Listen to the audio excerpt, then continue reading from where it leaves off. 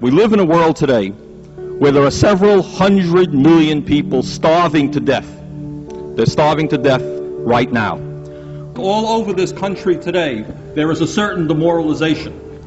And the demoralization is that some people believe that what goes on in the White House and what goes on in the Congress reflects the will of the American people. And by assembling here today as the Rainbow Coalition and its other groups from 46 states in America, what we are saying very loud and clear is that Ronald Reagan and his billionaire friends do not represent America, but we do. In some of the largest cities in America, 50% of the kids are not graduating high school.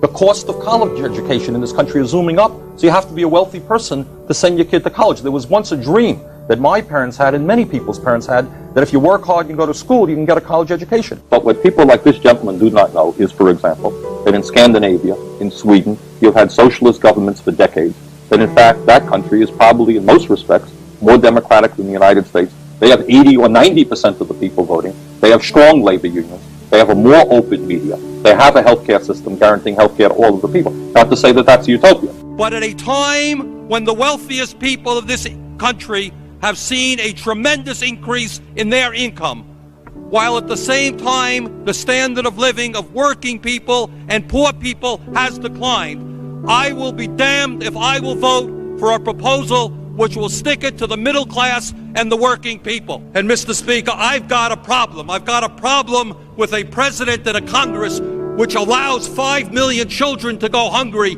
2 million people to sleep out on the streets, cities to become breeding grounds for drugs and violence.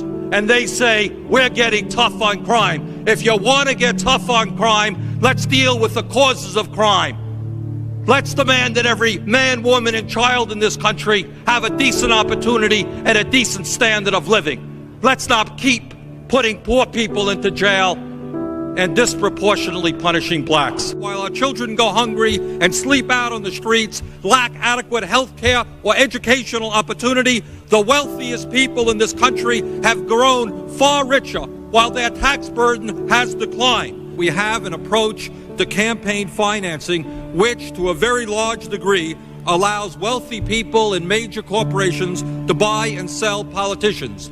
The rich get richer, the poor get poorer, and ordinary Americans are shut out of the political system. The United States today is one of 2 nations in the industrialized world that does not have a national health care system. That has to do with campaign finance reform. The United States today, the chief executive officers are seeing their salaries soar, and the gap between the rich and the poor grows wider. 10 million Americans are unemployed. That has to do with campaign finance reform. The system, by and large, is owned and controlled by big money interests, and the President of the United States and much of the Congress does the work of protecting the big corporations and the wealthy people who control the economic and political life of this nation. This country, this great country, this democracy is evolving into an oligarchy. And an oligarchy is a country in which a few people have tremendous wealth and tremendous power and exercise that wealth and that power over all. We have seen a situation where we give huge tax breaks to the wealthy and you have 2 million people sleeping out on the street. Billions of dollars into all kinds of obsolete weapon systems, and you have 5 million children who are hungry. Let us give hope to people in America today who have lost hope.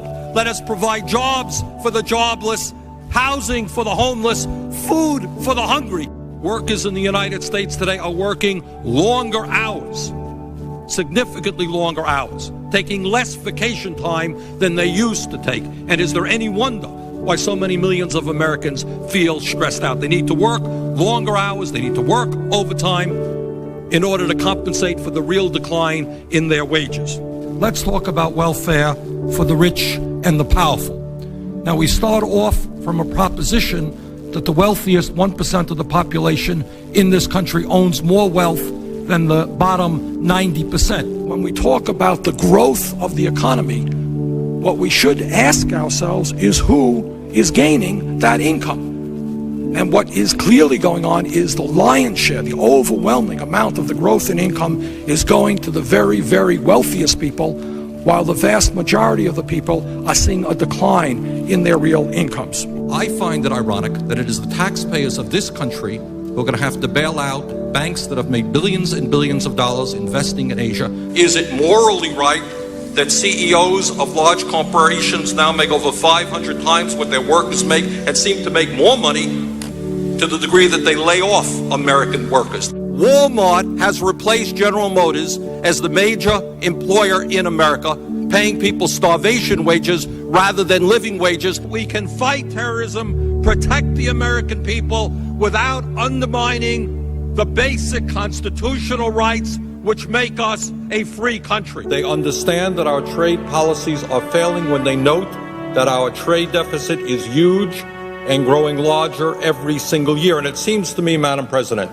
that before we go forward again in pursuit of a failing trade agenda, we might want to sit back, take a moratorium, understand why our trade policies are failing, and then put together trade agreements that work for the working people and the middle class of this country rather than just the CEOs of large multinational corporations. The wealthiest 1/10 of 1%, 1/10 of 1%, 300,000 men, women, and children now earn more income than do the bottom 150 million Americans. No matter how many children live in poverty, no matter how high the unemployment numbers are, they want more and more and more.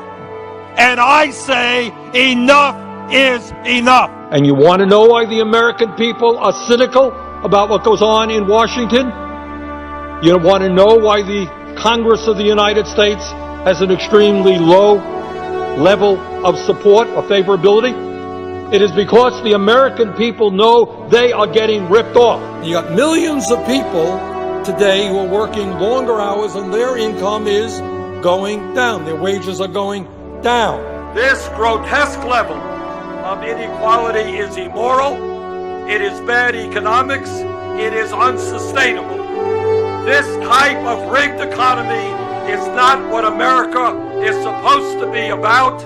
This has got to change. And as your president, together, we are going to change it. When we stand together, there is nothing that we cannot accomplish. And I pledge to you that every day I will fight for the public interest, not the corporate interest. I will not abandon any segment of American society, whether you're gay or black or Latino, poor or working class, just because it is politically expedient at a given time. So let us go forward together and let us tell the Republicans that their reactionary agenda may work for the billionaires, but not for ordinary Americans, and we are going to defeat them. Thank you all very much.